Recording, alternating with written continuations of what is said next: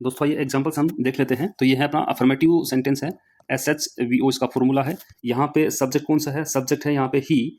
तो ही कौन सा पर्सन है? ही पर्सन है थर्ड पर्सन, और थर्ड पर्सन के साथ में किसका प्रयोग होगा? हैज बीन का। तो यहाँ पे सब्जेक्ट हो गया, इसके साथ में लिख देंगे has been, she has been.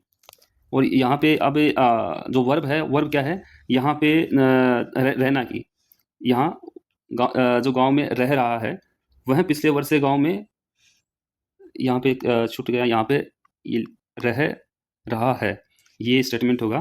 तो रहना को क्या बोलते हैं इंग्लिश के अंदर? रहना को बोलते हैं लिव, LIVE। तो लेकिन यहाँ पे वर्ब में ING आएगा तो ई हट जाएगा और उस ई के स्थान पे आई आ जाएगा।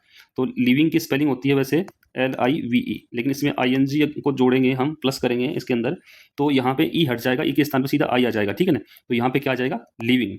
ही हैज बीन लिविंग, किस में रह रहा है? गांव में। सिंस और फॉर का प्रयोग भी इसमें करेंगे हम, ठीक है।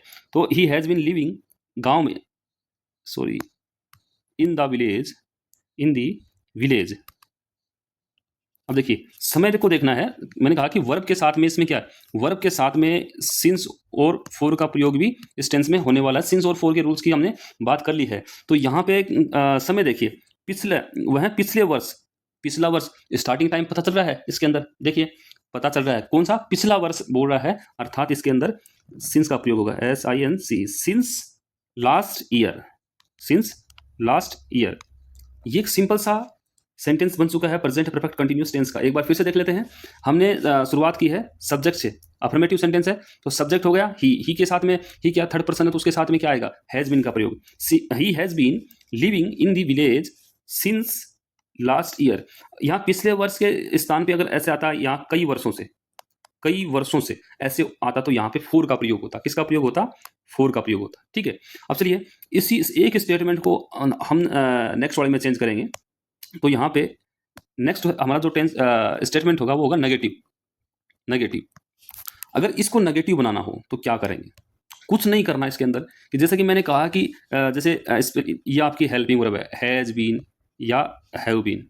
जब भी आपको नेगेटिव बनाना है, चाहे स्पेलिंग, चाहे जो भी आपकी मेन वर्ब है, सॉरी हेल्पिंग वर्ब है, उसमें इसमें देखिए एक और दो मीनिंग है या स्पेलिंग है, अगर तीसरी स्पेलिंग हो तो भी कोई फर्क नहीं पड़ने वाला हमें। रूल सीधा सा है, जब भी नेगेटिव होगा तो नोट का प्रयोग करना पड़ेगा, और नोट का प्रयोग जो ये फर्स्ट स्पेलिंग है इसके बाद में तुरंत कर दो, अर्थात इनके बीच में आएगा। हैज़ नोट बीन आ जाएगा, हैव नोट बीन आ जाएगा, इनके बीच में नोट का प्रयोग होगा, इतना सा ध्यान रखना है। तो यही अगर वाक्य होता हुआ है पिछले वर्षों से गांव में नहीं, यहाँ नहीं रह रहा है, इतना होता, तो यहाँ पे सिंपल सा हम यहाँ पे नोट कर देते हैं। तो कैसे होता है? He has not been living in the village since last year, simple सा है। अगर इसी वाक्य को हमें आपको इंट्रोगेटिव अर्थात प्रश्नवाचक बनाना होता तो क्या करते? देखिए अगर आपको प्रश्नवाचक बनाना होता तो सिंपल सा है कि आपको हेल्पिंग वर्ब को सब्जेक्ट है उसके पहले रखना पड़ता। इसमें कौन सा मंत्र पढ़ना है? जो ये हैज़ है इसको क्या करते हैं? यहाँ से उठा के हम कहाँ रखेंगे? यहाँ से उठा के इसको कहाँ रखेंगे? सब्जेक्ट के पहले इसको रख देंगे, इसको यहाँ लिख देंगे। Has he been living in the village since last year, और लास्ट में क्वेश्चन मार्क। बताइए इसमें कुछ करना पड़ा आपको? ज़्यादा कुछ नहीं करना पड़ा। अब देखिए इंट्रोगेटिव और नेगेटिव, इंट्रोगेटिव एंड नेगेटिव आपका स्टेटमेंट है, इसको समझ जाते हो आप, उस सेंटेंस की सारी चीज़ें, हर रूल समझ जाते हो।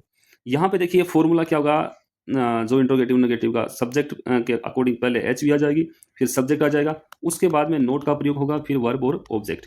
अब जैसा कि मैंने पहले समझाया था कि जो हेल्पिंग वर्ब होती है उसमें दो स्पेलिंग हो, तीन स्पेलिंग हो, हमें कुछ फर्क नहीं पड़ता, बस स्पेलिंग का फर्स्ट पार्ट होता है, उसके बाद नोट लगता है। इंट्रोगेटिव होता है तो स्पेलिंग का फर्स्ट पार्ट ही सब्जेक्ट से पहले आता है, तो अकॉर्डिंग टू सब्जेक्ट ही है, थर्ड पर्सन है, तो एच भी कौन सी आएगी? है जाएगी।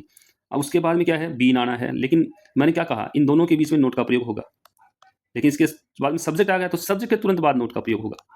देखिए क्या होगा यहाँ, हिंदी वाक्य कैसा रहा होगा? क्या वह पिछले वर्षों से गांव में नहीं रह रहा है, अंत में क्वेश्चन मार्क। इंग्लिश ट्रांसलेशन कैसे होगा? Has he not been living in the village since last year. उम्मीद करता हूं आपको मैंने जो समझाया है प्रेजेंट परफेक्ट कंटीन्यूअस टेंस के प्रति जो रूल्स हैं वो आपको समझ में आ गए होंगे। अब मैं देता हूं आपको होमवर्क। आपको मैं हिंदी का एक ही वाक्य दूंगा आपको, तो जैसे मैंने यहाँ ट्रांसलेशन की है सेम आपको वैसे करके कमेंट बॉक्स में बताना है।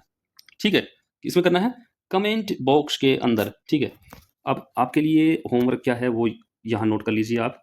मैं हिंदी का वाक्य लिख रहा हूँ। वह 2 दिन से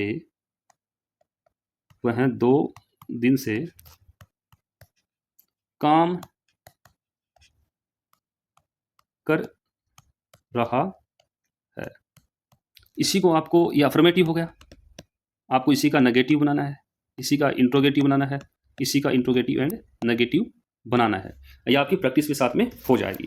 तो मिलते हैं अगले वीडियो में, लेकिन इस होमवर्क के साथ में छोटा सा होमवर्क और कर लेना। वीडियो अच्छा लगे तो वीडियो को लाइक करना है, शेयर करना है और कमेंट भी कर देना है कि कैसा लगा वीडियो आपको। चलिए मिलते हैं नेक्स्ट वीडियो में, तब तक जय हिंद, जय भारत।